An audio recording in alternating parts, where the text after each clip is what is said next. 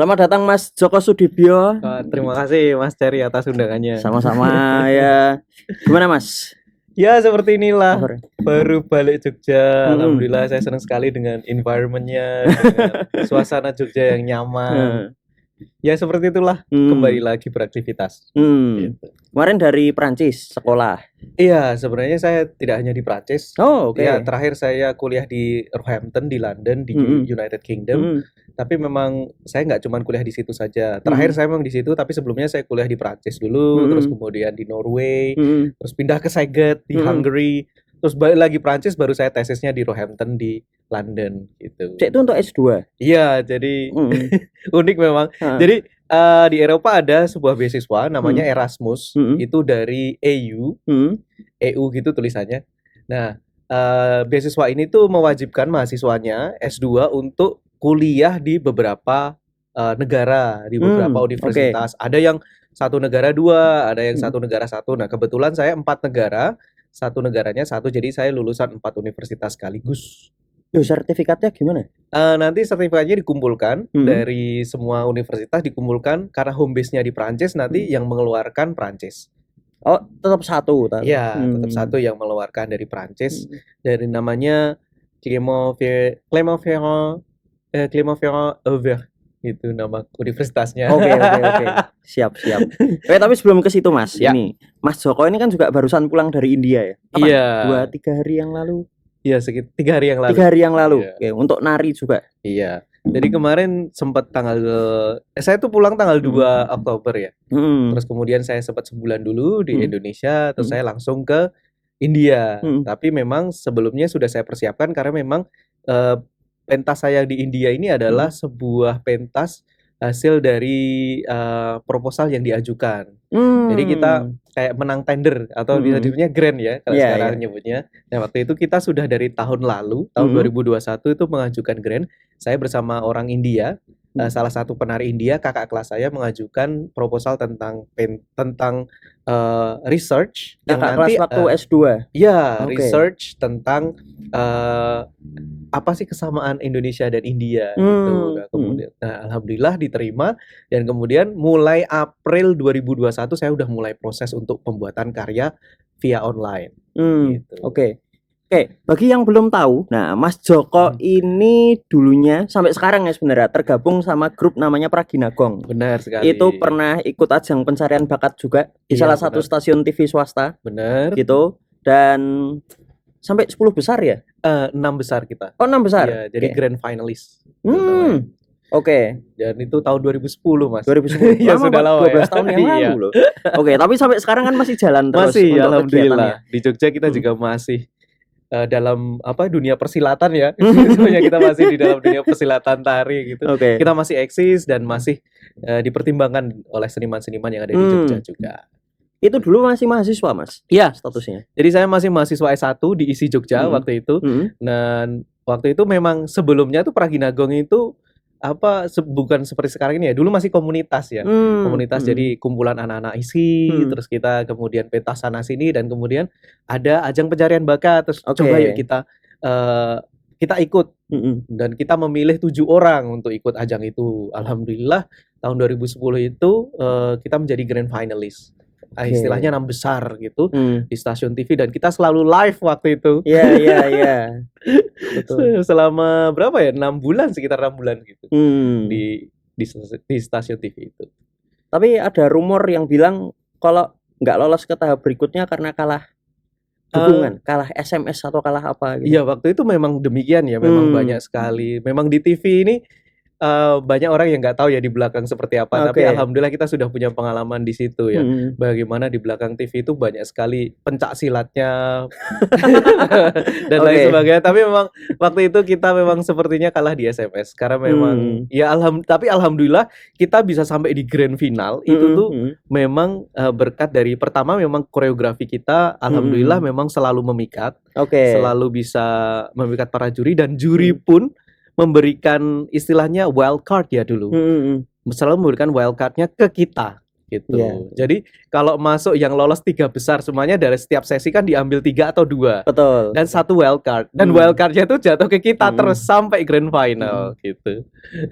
Memang waktu itu beruntung sekali ya. Cuman kalau masalah SMS memang kita waktu itu memang kalah ya, karena memang untuk bisa di TV pada waktu itu memang Tapi ya, udah keren banget loh. Iya. ya alhamdulillah pokoknya saya waktu itu bersyukur sekali karena kita juga nggak menyangka waktu itu kalau kita bisa sampai grand final. Waktu itu kita hanya fokus ayo kita membuat karya gitu. Kita buat koreografi yang bagus yang bisa memberikan wawasan baru buat para hadirin, karena kan karya-karya yang kita tampilkan kan tidak seperti apa yang sebelumnya ditampilkan di TV yang dimana dulu kan kebanyakan tari itu jadi background ya, jadi backgroundnya penyanyi dan lain sebagainya. Tapi ini kita berusaha tari itu menjadi artisnya, ya kita tuh jadi artisnya gitu. Keren. Tapi sebelum isi Mas, itu kan dulu di SMKI juga. Benar. Tari juga. Iya, saya ngambil tari. Sebelum itu ketika SMP, apakah sudah mulai menari? Saya sudah mulai menari, semenjak kelas 3 SD. Jadi saya dulu dari kecil memang sudah suka menari dan ibu saya itu dulu pernah bilang pengen sekali kalau salah satu anaknya dari ke-6 anaknya itu salah satunya jadi penari gitu. Dan alhamdulillah saya ternyata yang senang menari dari kecil karena memang bapak saya dulu juga penari gitu. Tapi penari apa ya istilahnya, penari wayang wong keliling dulu zaman dahulu. Nah terus kemudian ibu saya ngelihat bakat saya dan kemudian bilang sama kakak saya yang nomor 2 tolong dibawa ke sanggar. Tapi saya nggak mau waktu itu, wegah kan isin ya, namanya juga anak-anak ya masih kecil. Terus kemudian mbak saya itu punya ide, kakak saya itu. Terus dia bilang, yuk kita ke Candi Prambanan kayak gitu, diajak jalan-jalan ke sana. Ternyata habis dari Candi Prambanan itu aku diajak ke kecamatan. Jadi di kecamatan Prambanan itu dekat pasar itu ada sanggar, Mas. Nah, di sana tuh saya ngelihat anak kecil itu pada nari banyak sampai 40 orang nari. Cowok-cowok pada nari, cewek-cewek pada nari sampai tempatnya tuh penuh sekali. Nah, saya juga seneng, jadi saya nggak takut kan karena banyak temen gitu. Ternyata kakak saya tuh udah daftarin. Kamu sudah tak daftarin loh, Jok, gitu. Akhirnya ya udah saya langsung ikut nari aja. Terus ditambah lagi kan setelah setahun saya belajar menari di sanggar itu namanya Skarpuri ya. Itu apa namanya? Diizinkan untuk pentas di Prambanan dan mendapatkan uang juga setiap malamnya tuh saya masih ingat 1.500 itu. Dan itu udah bisa bayar SPP karena SPP dulu 1.000, Mas. Ya dulu SPP itu 1.000 tahun 97 itu. Jadi saya sebulan nari 4 kali, sekali narinya itu 1.500 gitu. Dan saya udah punya penghasilan sendiri waktu itu. Jadi semakinlah saya semangat untuk belajar menari. Tapi memang waktu itu masih hobi ya. Belum kepikiran untuk menjadi profesi dan lain sebagainya. Saya baru berpikiran untuk menjadi profesi itu ketika saya masuk SMKI.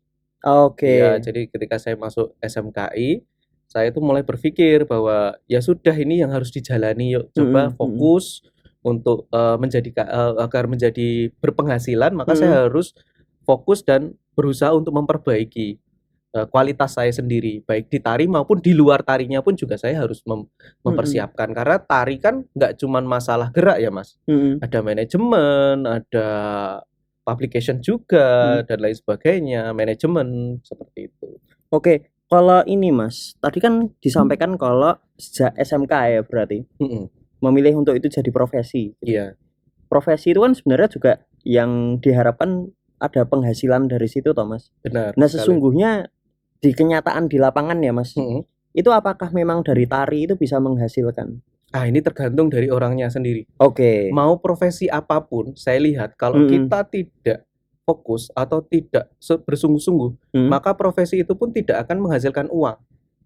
Contoh aja sekarang kalau Anda buka warung ya, ketika Anda buka warung, Anda pun juga tidak mengurus warung itu, saya yakin juga penghasilan juga tidak akan datang gitu. Dan itu profesi, ya kan. Sedangkan tari pun saya yakin juga demikian, karena ini bergerak di bidang jasa aja. Kalau semuanya kita mau untuk fokus bersungguh-sungguh, saya yakin akan menghasilkan uang juga. Karena kan orang itu melihat ya, ketika orang mau membayar seseorang, mau menggaji seseorang ketika memang dia benar-benar gitu loh. Betul. Nggak cuma hanya sekedar itu profesi ya udahlah dan lain sebagainya. Saya yakin nggak seperti itu.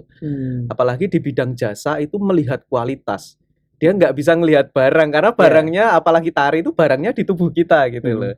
Ketika seorang penari itu membangun dirinya, saya yakin orang akan bisa menghargai dan bisa menjadikan itu sebagai profesi.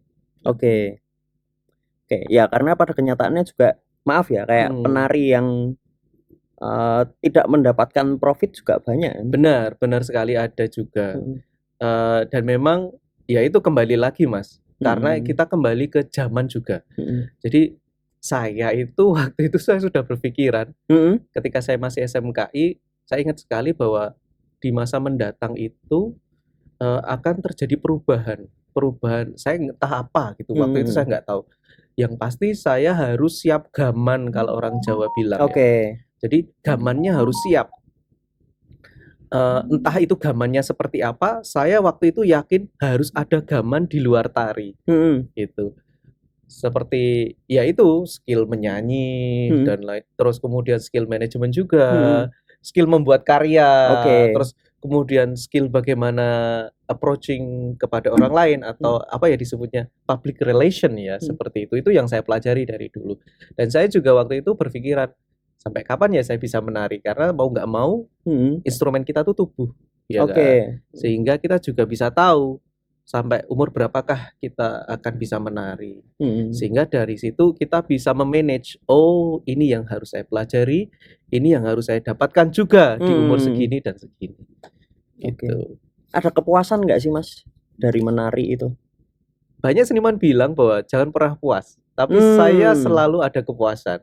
Ya, saya ada titik-titik di mana masa bisa disebut masa saya sudah merasa puas. Contoh, ketika saya SMKI, saya sudah merasa puas dengan apa yang saya pelajari di SMKI, ya kan? Saya sudah merasa cukup, saya bisa disebut merasa puas. Kemudian itulah yang membuat saya untuk masuk ke ISI. Dan di ISI pun saya berkeinginan untuk mempelajari hal yang saya tidak pelajari di SMKI. Karena ada universitas yang universitas dan lain sebagainya mungkin ya, atau kampus bisa disebut itu, atau lembaga instansi yang lain yang sepertinya itu mengulang dari apa yang sudah saya pelajari, sehingga saya masuk ISI dan saya masuk penciptaan. Di situ saya mendapatkan hal yang baru lagi, seperti penciptaan. Terus kemudian saya bosan lagi dengan ISI. Serius demi Tuhan, saya masih kuliah. Udah selesai. Oh, udah selesai. Saya bosan. Terus kok saya pengen menjadi guru ya waktu itu. Saya pengen mempelajari bagaimana sih jadi guru. Terus kemudian alhamdulillah saya menjadi guru di Myanmar, hingga saya menjadi wakil kepala sekolah di umur saya yang masih 25 waktu itu. Ya. Terus di situ saya mempelajari banyak hal gitu. Bagaimana membangun sebuah sekolah, bagaimana memanage sebuah sekolah. Terus kemudian saya bosan lagi. Saya kebosanan saya waktu itu gara-gara saya ini sering ngomong pakai bahasa Inggris tapi saya nggak tahu ilmu bahasa Inggris, Mas. Iya, itu membuat saya, salah satu membuat saya resign waktu itu. Itu hanya salah satu alasan saya resign dari Myanmar. Terus kemudian saya balik ke Jogja, saya belajar bahasa Inggris. Saya malah belajarnya di sini. Padahal di sana tuh banyak guru-guru bahasa Inggris kan. Tapi ada satu hal yang membuat saya pulang itu adalah tidak ada yang mau ngajari saya grammar. Gitu. Karena setiap guru selalu bilang nggak penting. Bukan nggak penting, tapi dia bilang grammar is in your head. Saya bilang, dia bilang kayak gitu. Terus saya bilang, lah saya buka kepala saya nggak ada grammar. Terus kemudian saya memutuskan untuk pulang kan. Tapi memang ada beberapa hal lain ya kenapa saya pengen pulang. Termasuk saya pengen membangun Pragina kembali. Ingin bergabung dengan Pragina, terus saya pulang belajar bahasa Inggris sambil saya mencari beasiswa gitu.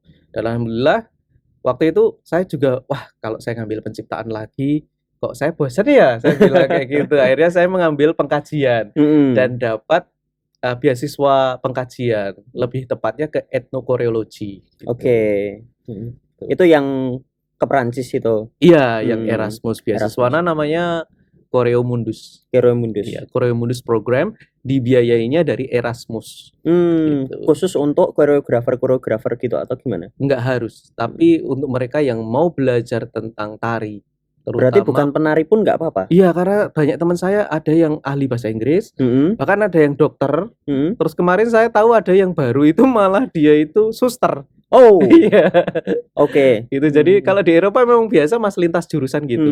Orang saya waktu di Prancis itu uniknya Mas, saya itu kuliah tari, tapi saya kuliahnya di kampus olahraga.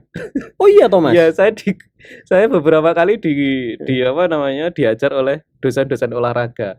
Jadi kita biar bisa tahu bagaimana sih kalau dosen olahraga itu meneliti, gitu. Jadi agar membuka perspektif kita, gitu. Jadi memang unik memang itu kalau di Prancis. Itu memang S2 di sana, itu memang udah diniati atau karena ada kesempatan aja terus Mas Joko ambil kesempatan itu? Iya, saya ada kesempatan. Jadi sebenarnya Mas saya sudah waktu itu saya sudah daftar untuk pendaftaran di UGM. Ya kan, untuk ngambil pengkajian seni rupa dan seni pertunjukan ya. Kalau tidak salah itu padahal hari besoknya itu saya udah harus tes kan. Dan sebelumnya itu sudah terakhir pendaftaran, hari sebelumnya itu udah tes pendaftaran. Saya sudah ngajuin semua berkas termasuk surat rekomendasi itu saya sudah minta sama profesor-profesor. Tapi kemudian malamnya itu saya dapat itu pengumuman. Malamnya itu udah bukan malam, subuh. Subuh itu saya dapat itu. Pertama subuh sebelum tes. Subuh sebelum tes. Saya itu udah waktu itu udah ini bener enggak ya emailnya itu, tapi terus saya lihat berkas terus kemudian dihubungi berulang kali. Ternyata bener, ya udah terus saya hubungi UGM, maaf saya mendapatkan beasiswa, saya tidak jadi tes gitu. Keren. Tapi kenapa harus kuliah S2 sih Mas? Maksudnya Mas Joko itu kan udah nggak kurang kan, dalam artian kalau untuk dikenal jelas sudah dikenal, di lingkungan DIY pun yang kenal Mas Joko juga sudah banyak, job juga nggak habis-habis gitu kan, malah mungkin numpuk-numpuk gitu toh. Ya. Alhamdulillah kan seperti itu toh Mas. Nah, kenapa kemudian memutuskan harus kuliah?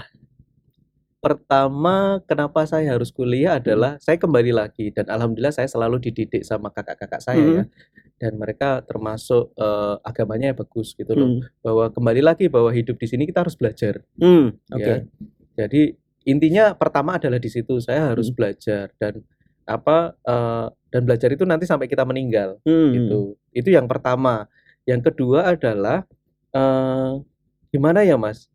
Saya rasa persaingan bisnis di Jogja itu nggak cuma masalah materi uang.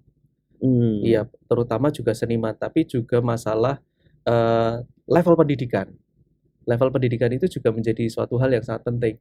Karena sekarang saya lihat S2 itu muda-muda udah banyak banget. Iya kan? Terus di sisi lain saya juga masih punya rasa untuk belajar yang tinggi. Sehingga saya mikir, ya udah ayo belajar. Ayo dilanjutkan saja. Nanti masalah itu digunakan untuk yang lain nanti dulu. Yang penting sekarang belajar dulu. Itu diselesaikan dulu. Insya Allah nanti bisa digunakan untuk bekerja di tempat lain. Karena kan kita tahu sendiri kalau di Jogja kita nggak bisa punya satu pekerjaan Mas. Harus nyambi. Iya benar sekali. Jadi kita harus memiliki banyak pekerjaan. Dan insya Allah nanti pemikiran saya nanti bisa digunakan untuk terutama ijazah ya, bisa digunakan untuk hal yang bermanfaat. Tapi lebih pentingnya lagi ada ilmunya, bisa saya share ke teman-teman agar bisa menjadi manfaat juga buat seniman-seniman. Dan alhamdulillah saya sudah beberapa kali diundang untuk ngisi acara kayak talk show gitu kan, untuk memberikan apa ya istilahnya informasi ke generasi muda bagaimana sih mendapatkan beasiswa ke luar negeri dan apa yang didapat ketika di luar negeri gitu, ketika kita belajar. Nah, apa yang didapat? Kenapa enggak di dalam aja? Kan di dalam deket tuh, di Jogja misalnya tadi ambil di UGM, job juga tetap bakal datang gitu kan, bisa kuliah, bisa ngejob kan gitu Mas. Iya. Yang pasti seperti aku yang bilang tadi Mas, itu adalah perspektif. Karena setiap tempat, setiap negara itu punya perspektif masing-masing. Ketika saya hidup di Myanmar, ketika saya ke Australia, dan ketika saya di Eropa itu beda sekali Mas. Ketika bahkan di Eropa itu kan negaranya seabrek ya, saya bilang. Karena kan negaranya kecil-kecil gitu ya. Dekat-dekat. Iya, dekat-dekat, dan itu ternyata tuh beda-beda semua ya Mas. Beda culture dan lain sebagainya, beda cara berpikir. Nah, itulah yang saya pelajari. Oh, ternyata itu dunia tari itu nggak cuman gitu aja. Iya kan? Bahkan yang dulu saya juga sering ngobrol sama Mas adalah bagaimana membuat tulisan orang Eropa itu dengan orang Indonesia beda. Orang Indonesia lebih terstruktur ya. Punya punya kayak template gitu ya kalau kita membuat tulisan, terutama esai kampus. Iya, ya kan. Itu kalau di sana nggak dikasih, Mas. Itu yang saya kadang sering mumet. Dan kadang pelajarannya tuh aneh. Kayak saya di Prancis itu belajar tentang archiving. Archiving, tapi dia archivingnya bukan archiving art gitu. Dia archivingnya tentang komputer dan tentang gunung berapi. Gitu. Apa yang diarsipkan? Nah, memang unik kan, memang karena memang kampus itu tuh kan dikelilingi oleh gunung berapi dan banyak ahli gunung berapi. Kita belajar tentang gunung berapi, bagaimana penelitian mereka. Nah, karena ternyata warisan budaya tak benda dan benda itu tuh memang di sana menjadi fokus yang sangat demand gitu ya, bisa disebut lagi naik gitu. Dan di sini kan memang sekarang memang banyak dibilang warisan budaya tak benda, warisan budaya tak. Tapi kan orang pada nggak tahu ya. Nah, kalau di sana memang orang sudah tahu itu apa, sedangkan sekarang mereka berlomba-lomba banyak peneliti-peneliti yang fokus di situ, termasuk kayak gunung berapi, tempat wisata dan lain sebagainya. Bahkan tarian-tarian yang sederhana kayak gitu. Itu salah satu ya. Jadi dan mereka tuh melihat dari perspektif yang berbeda, Mas. Dari perspektif yang berbeda. Kalau kita saya tidak bisa ngebiah-uyah orang Indonesia ya. Tapi kebanyakan memang semuanya sudah terstruktur dengan baik. Bahkan saya ngelihat skripsi-skripsi itu sudah terstruktur dengan baik. Di sana kalau saya ngelihat tesis-tesis mereka itu macam-macam. Saya sampai nggak bisa bilang ini yang benar tuh yang mana ya. Ini yang benar yang mana. Kadang ada yang skripsi itu udah kayak jurnal, cuman seperti jurnal itu ada, Mas. Ada skripsi yang benar-benar kayak skripsi Indonesia ada. Ada yang tebel-tebel gitu. Iya, ada yang skripsi yang dia itu cuman bercerita dari awal sampai akhir, itu ada. Itu sampai unik gitu. Tapi alhamdulillah dari situ semuanya itu saya bisa membuka wacana saya bahwa ternyata ada banyak hal yang saya belum pelajari. Gitu. Terutama karena, Mas, saya tuh kan Choreo Mundus ini hanya dipilih 20 orang setiap tahunnya dari berbagai negara. Gitu, 20 saja, dan dari 20 negara itu memiliki perspektif masing-masing juga. Jadi kita sering ngumpul, terus kita sering membaca esai. Esainya dari dia seperti apa, esainya dari dia seperti apa gitu. Bahkan dari logat bahasa penulisan pun itu pun saya kadang juga, keren banget ya, tidak seperti apa yang saya lihat di Indonesia gitu. Ternyata logat bahasa Inggris mereka tuh banyak sekali cara-cara penulisan mereka. Seperti itu. Banyak sekali lah, Mas, yang bisa nggak cuman itu. Ketika saya di luar negeri adalah bagaimana bertahan. Gitu. Jadi di setiap negara itu cara bertahannya beda-beda. Ya kayak di Norway itu dengan negara yang dingin, itu dengan biaya hidup yang sangat tinggi, ya kan? Itu bagaimana saya bertahan selama 2,5 bulan di sana itu juga beda dengan saya tinggal di Perancis, yang dimana saya tinggal 2 kali, Mas, di Perancis, yang mana biaya hidup tinggi, tapi banyak sumbangan, tapi tekanan pelajarannya itu benar-benar bikin depresi, gitu. Karena saya kuliah di Perancis itu kuliah S2 ya, Mas, tapi saya serasa S1. Kok bisa? Tugasnya banyak banget. Terus setiap hari kuliah. Jadi setiap hari kuliah satu kelasnya 3 jam, Mas. Bener-bener 3 jam, dari jam 9 sampai jam 12. Nanti istirahatnya 2 jam. Kalau orang Prancis tuh istirahatnya lama, 2 jam. Nanti jam 2 sampai jam 5 ya. Itu kuliah setiap hari kayak gitu. Saya dulu sampai kena COVID kan, karena saking sudah capeknya. Di sana? Iya, saya kena COVID di Prancis sebelum akhir tahun 2021. Pas 2 hari sebelum Natal. Waktu itu. Tapi alhamdulillah saya tugas udah selesai, presentasi juga udah selesai, tinggal persiapan pindah ke London. Jadi ada berapa negara, Mas? 4. Iya, 4 Prancis, negara. Norwegia, Inggris, terus satu lagi Belgia. Bukan. Pertama Prancis, Norway, Hungaria, sama UK, London. Itu di UK. Jadi 4 negara. Terus tapi memang karena Eropa itu kan kecil-kecil ya, Mas. Jadi kita punya kesempatan banyak negara gitu. Kayak contohnya saya sempat penelitian. Karena waktu itu kita diminta penelitian itu disebar, terserah kamu penelitian di mana. Karena waktu itu masih COVID dan lain sebagainya, pertimbangannya memang sangat berat. Akhirnya saya memutuskan penelitian di Belanda. Oke. Gitu. Kayak saya memutuskan penelitian di Belanda tentang pedagogi. Saya penelitiannya di sebuah sanggar atau company ya namanya. Itu namanya Dwi Bumi yang fokusnya di tari Bali. Oke. Dan saya punya background Bali, jadi sangat mendukung waktu itu. Waktu itu saya pengen meneliti tentang Jogja ya, tapi memang aksesnya waktu itu yang susah. Itu karena COVID ya, masih COVID sehingga aksesnya susah, dan untuk kayak contohnya untuk approach orangnya itu juga agak susah karena negaranya punya apa namanya restriction yang susah buat saya untuk ke sana. Akhirnya saya dapat Belanda. Gitu. Dan di sana banyak diaspora. Itu yang kenalan juga ya. Ya. Dan alhamdulillah karena saya sudah penelitian di sana, akhirnya setelah saya lulus, Juli itu kan saya lulus, Mas. Saya nggak boleh pulang itu, Mas. Saya harus diminta untuk tetap berada di Eropa selama 2 bulan. Oke. Untuk entah kamu bekerja, magang dan lain sebagainya boleh. Gitu. Jadi itu kewajiban dari Erasmus. Dan di bidang apa, Mas? Terserah, tapi harus ada hubungannya sama tari. Mau jadi IO boleh, mau jadi researcher boleh, atau magang di tempat archiving. Karena di sana kan nganu ya, Mas, archiving tuh populer ya, Mas. Apa namanya, pengumpulan data itu loh. Itu kan juga populer, terutama untuk digitalisasi itu kan sampai sekarang belum selesai itu. Iya kan?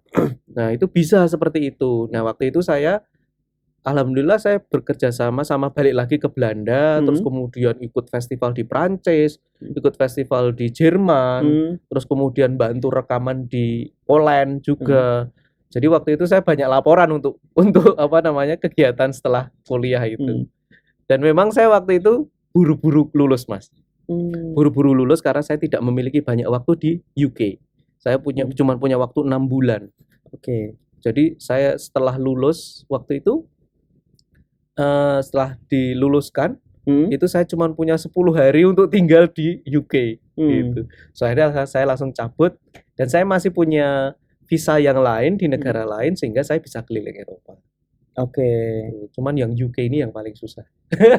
Nah, Mas, tadi itu kan ada kewajiban harus kerja gitu ya? Iya. Itu kerja atau magang, Mas? Karena kalau kerja kan bukannya visanya beda ya? Visa studi sama visa kerja. Nah, memang. Tapi alhamdulillah visa Prancis saya mengizinkan saya kerja. Ya. Kalau visa saya yang di UK malah nggak bisa. Karena saya pakai visa turis waktu itu, karena cuma 6 bulan. Gitu. Jadi kalau seumpamanya di Eropa itu kemarin waktu itu kan kalau saya dapat gaji itu kan saya harus tanda tangannya, Mas, pakai pakai apa ya? Kayak kontrak gitu ya. Gitu. Nah, pakai invoice dan lain sebagainya. Nah, itu saya tinggal keluarin aja visanya. Karena visanya harus dilampirkan. Tuh, kalau di visa itu memang saya diizinkan bekerja. Cuman ya itu, waktu itu visa terakhir saya hanya berakhir di Oktober tanggal 4. Tapi kemudian saya tanggal 2 saya udah di Indonesia. Kemarin itu ya. Ya, sebenarnya saya masih bisa. Saya masih bisa untuk perpanjang, apalagi karena saya lulusan Perancis, saya bisa mendaftarkan untuk bekerja, mencari job seeker gitu ya. Untuk di Prancis visanya, tapi nanti bisa saya gunakan untuk ke negara lain. Pertanyaan saya, kenapa kembali ke Indonesia? Nah, dari awal saya bahkan di motivation letter saya yang saya ajukan ke Erasmus itu saya bilang bahwa ilmu yang saya akan dapat, saya akan berusaha sebisa mungkin untuk dibawa pulang. Gitu. Jadi memang itu misi saya dari awal. Saya akan bawa pulang, entah nanti digunakan apa enggak, tapi saya akan berusaha untuk membagikan ilmu saya kepada ya orang di dekat saya. People around gitu. Kalau secara formal pengen menjadi pendidik lagi nggak, Mas? Pengen sekali saya. Ya memang karena ini saya juga masih menunggu ijazah ya, Mas. Karena ijazah saya belum turun. Iya, jadi memang karena seperti yang saya bilang bahwa hasil nilai dari berbagai negara itu harus dikumpulkan dulu di Prancis, dan nanti insya Allah sebelum musim panas itu udah keluar itu ijazahnya, dan dikeluarkan dari Prancis juga. Nanti dikirim lewat kampus France itu loh. Kampus Prancis ya itu.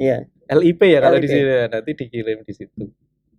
Iya, lembaga Indonesia Prancis itu kan yang nanti dikirim via situ. Nah, nanti kalau semuanya udah dapet itu, insya Allah saya bisa gunakan untuk kembali menjadi pendidik. Kalau menjadi pendidik saya memang pengen sekali ya, Mas, karena memang sudah jiwa saya. Makanya waktu itu walaupun saya lulusan ISI, saya pengen jadi guru waktu itu. Beda dengan yang lain mungkin ya. Kan kalau isi kan biasanya pengen menjadi seniman sejati gitu. Saya pengen jadi seniman sejati tapi juga pengen jadi pendidik juga gitu. Biar nggak habis ya ilmunya Mas. Benar sekali dan bisa menjadi lebih manfaat ya. Amal jariah ya. Amal jariah, ilmu yang bermanfaat. Iya, benar sekali. Gitu. Oke Mas Joko, matur nuwun sangat atas kehadirannya. Seneng banget bisa dikunjungi Mas Joko. Akhirnya setelah 2 tahun saya menunggu. Ditunggu nanti malam ada pentas. Ya, terima kasih juga ya Mas sudah diundang. Semoga podcastnya lancar, sukses, amin. Dan berkah buat banyak orang. Amin, matur nuwun. Sekali lagi terima kasih banyak Mas Joko.